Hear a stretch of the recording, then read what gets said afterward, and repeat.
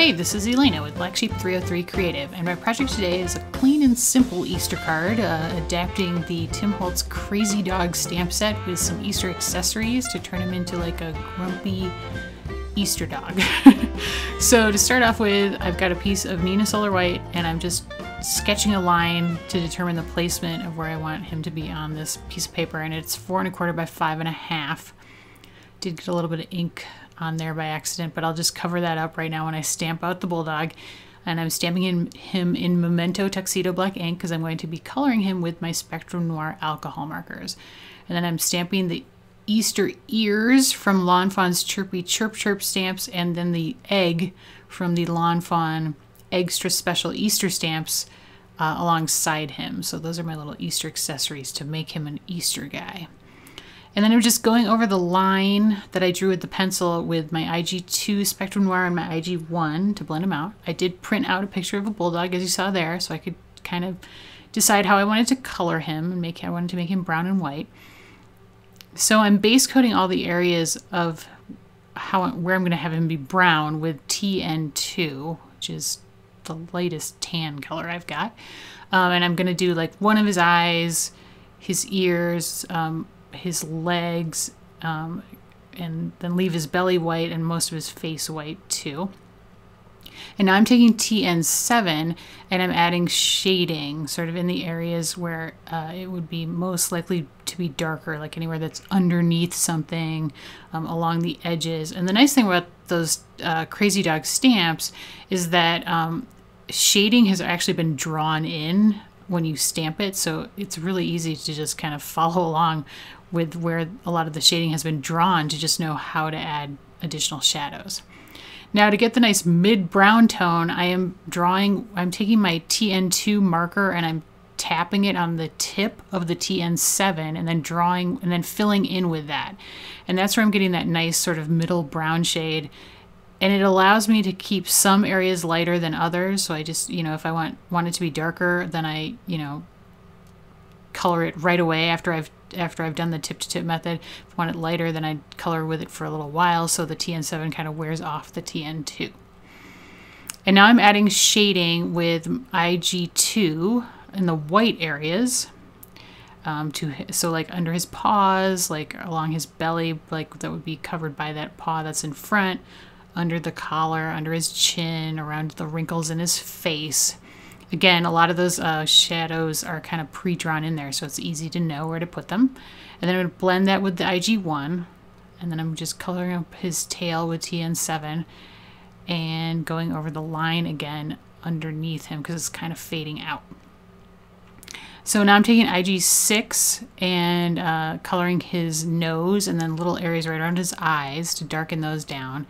And then I'm taking IG8 and coloring in his collar. So there are little studs on his collar, so I'm leaving those blank for now. I'm going around those with my IG8 to darken down his collar. And later I will add a line of true black sort of along the bottom edge of that collar. You won't see me do it, but it does make a little bit of a difference. Touching up some of the shadows again, and then I'm adding some PP1, which is a very light pink, to his muzzle, because a lot of times bulldogs have like pink patches. And then on the studs on the collar, I'm using CT2 and GB2 for a little bit of shading to kind of make those look gold. And I'm just touching up his eyebrow there with the TN7. And then I add a little bit of IG8 to his nose for a tiny bit of shading. And I'm going to really darken down that line. So I'm going with IG6, and then I'm going to blend that out a little bit with IG4. So I'm just kind of going over the line of IG6 and then a little bit larger, making a larger line with IG4. And then I do the same thing with IG2. So kind of go over the IG4 area and then make it a little bit larger. And then finally with IG1, I'm going to blend out the whole thing a lot more. And now for my Easter egg, I'm using BP2 and then CT2 in the center. And then I will color the outer edges with PL4. So it's purple, pink, and yellow, very Eastery. And then on my Easter ears, I'm using IG2 to add some shading, and then I'll blend that with the IG1 marker because I do want it to look white. And then I'll take that PP1, which is the pale pink, and add that into the ears, the centers of the ears on the little Easter guy. And now I'm just touching up any parts that blend, that like where the marker bled with my white glaze pen. Do that a lot. I love doing that. It works like a charm. And now I'm adding shading to the egg with IG2. And then I'm going to add a little bit, I'm going to darken that a little bit with IG4 to get a really nice shadow on the underside of that egg. And I will fussy cut out the bunny ears, as you'll see in a moment. As you see there. I added a little bit of FS2 to his teeth, so they weren't like totally white. They're a little bit yellow, not really. And then I'm going to just glue this onto his head with my Zig 2A glue pen. And then I die cut out the entire panel out with the second largest die in the Stitched Rectangles die set from Elizabeth Craft Science. And I will adhere this whole panel down to the front of an A2 size piece of Wild Lilac cardstock from Gina Designs for the front of the card. And then I'm going to adhere all of this down to a top folding A2 sized white card base. And now I'm going over his eyes with my black glaze pen. I do this a lot on critters. The black glaze pen kind of highlights their eyes. It makes them a little bit shiny and a little bit darker. And so I'm going to just fill in his eyeballs and then wait for that to dry. And so while I'm waiting for it to dry, I'm going to darken up some of the shadows on his face. Because when I blended the IG2 with the IG1, it really got too light. And so taking my IG2 and going back in there helps darken those up and make them look a little more realistic. And now I'm going to take my white glaze pen, because the black glaze pen has dried, and add the highlights back into his eyeballs. For the inside of the card, I'm just stamping Happy Easter from the Lawn Fawn Eggstra Special Easter stamps on the inside of my card, just using VersaFine Onyx Black ink. And I'm going to stamp it on a Post-it note first with my Misty to make sure it's straight. And then once I know that it is, I will stamp it down onto the inside of the card.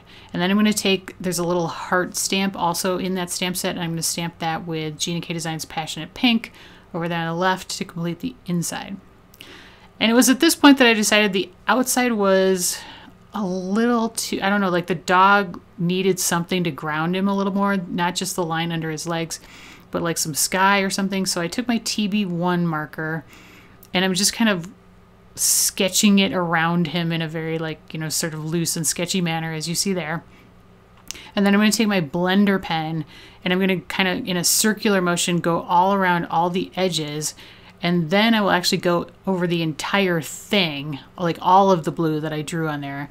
And that creates this really funky mottled sky look behind him that I really liked, that you can hopefully see there. And that's the completed card. So, you know, lots of coloring, but not a whole lot of other complicated things. And I think he turned out so cute. Maybe it's just me, but I love that he's all grumpy, but he's kind of Eastery too. So hopefully I've inspired you a little bit in a way that you can adapt maybe stamps that aren't designed for a specific holiday, but if you add in a few little holiday accessories, you can turn them into something completely different and kind of funny. So hopefully you liked it. And if you did, please give me a thumbs up and leave me a comment. Thanks so much for watching. Supplies are linked in the video description and over on my blog. Here are 2 other videos I've done in the past, including a Christmas card I did adapting the Crazy Dog stamp as well. If you haven't subscribed to my channel yet, I'd love it if you do that. And hope you have an amazing day. Thanks!